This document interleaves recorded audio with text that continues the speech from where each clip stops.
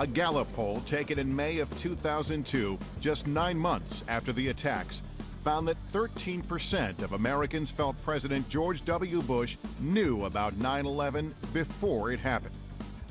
4 years later, a Scripps Howard Ohio University poll found that more than 1 in 3 Americans suspected federal officials assisted in the attacks or took no action to stop them, so the United States could go to war in the Middle East. We owe it to those that we lost and to their loved ones and to our country to learn all that we can about that tragic day and the events that led to it. Lee and I write in our book that we think the commission in many ways was set up to fail because we had not enough money, we didn't have enough time. What I've done with my research is I've compiled about 7,000 newspaper articles, all from mainstream sources, and I boiled them down into a timeline for people who can't go through all those articles themselves, don't have the time, a summary, to allow that information to get out there. So, I only have a short time here, but I want to give an example of why we need a new investigation.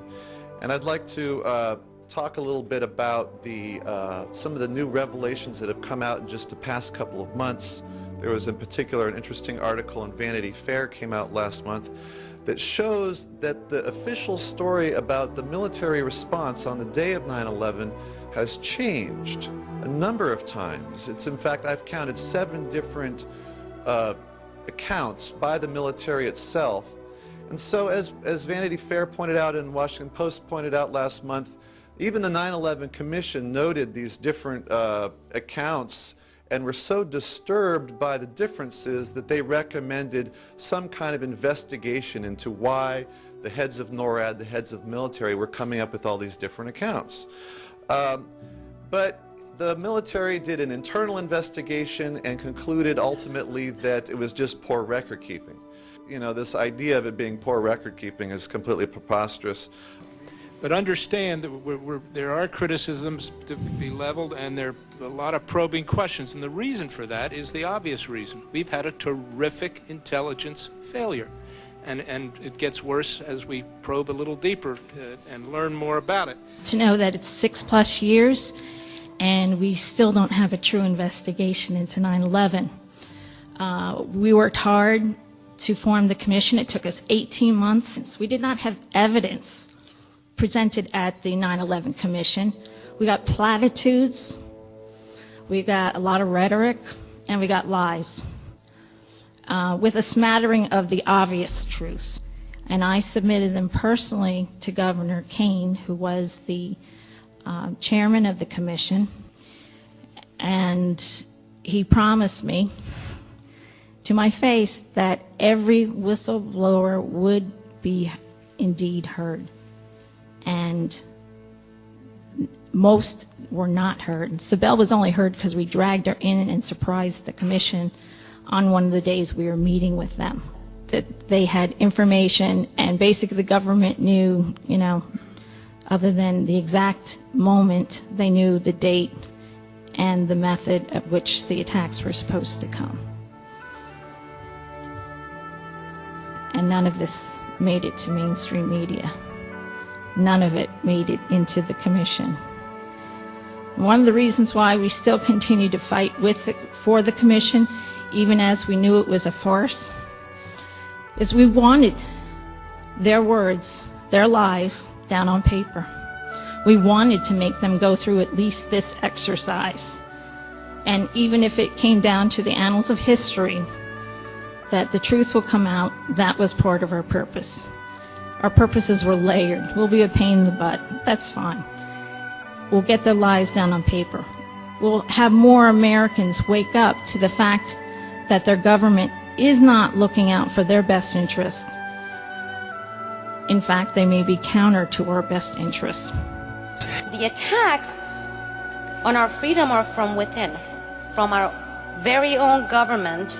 And unless we recognize these attacks for what they are and stand up and speak out, no, shout out against those despots in government, then we are doomed to wake up one sad morning and wonder when and where our freedom died.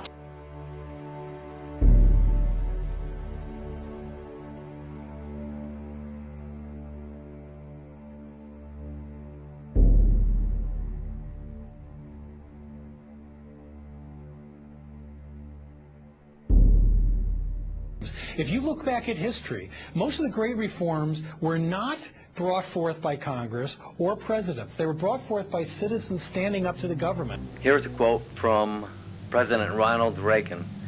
"Ours was the first revolution in the history of mankind that truly reversed the course of government." And with three little words, we the people. The people. We the people tell the government what to do. It doesn't tell us. We the people are the driver. The government is the car, and we decide where it should go and by what route and how fast. Almost all the world's constitutions are documents in which governments tell the people what their privileges are. Our Constitution is a document in which we, the people, tell the government what it is allowed to do. How do we restore trust in a government that seems increasingly removed from its people and dominated by special interests? To get in the arena, to put your cards on the table. It's just so wonderful to know that we've gone from almost 5 years ago with no one believing that 9/11 was an inside job and having the evidence that now in major polls, half of the American people in scientific polls believe the government carried out the attack. We are here today to hold our course, to bang our drums, to sharpen our focus. We are here today to begin draining the cesspool of lies and distortion we refuse to drown in any longer. We are here today to ask those still sleeping to wake up and join us. It's really to the point that we really want to put an end to all this nonsense,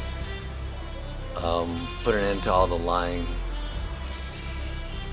and just it's time really for us to wake up as a nation and take responsibility for what's gone on.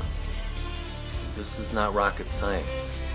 Had there been a threat that required action by anybody in the government, I would have dealt with it. In other words, had they come up and said, this is where we see something happening, you can rest assured that the people of this government would have responded.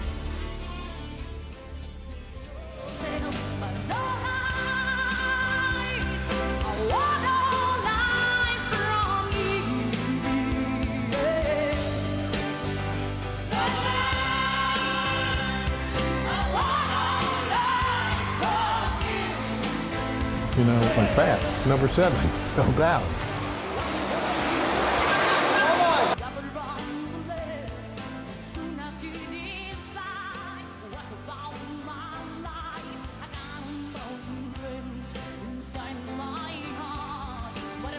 And you know what? Go outside of the country to find out what's going on in our own country, because it's frightening. It's frightening. And if you don't think we're being brainwashed as a whole country, I think not. I think democracy is threatened in a way it hasn't been in 200 years, and if America doesn't stand up, we're in big trouble. We're in a defining moment in our history. Our nation's at war. The planet is in peril. The dreams that so many generations fought for feels as if it's slowly slipping away. But the question you're going to have to ask yourselves, what's next for America? I believe that the public is still uninformed about most of the issues that are surrounding 9/11. I think that they still believe in the myth that there was nothing that we could do about it, that we were caught unaware.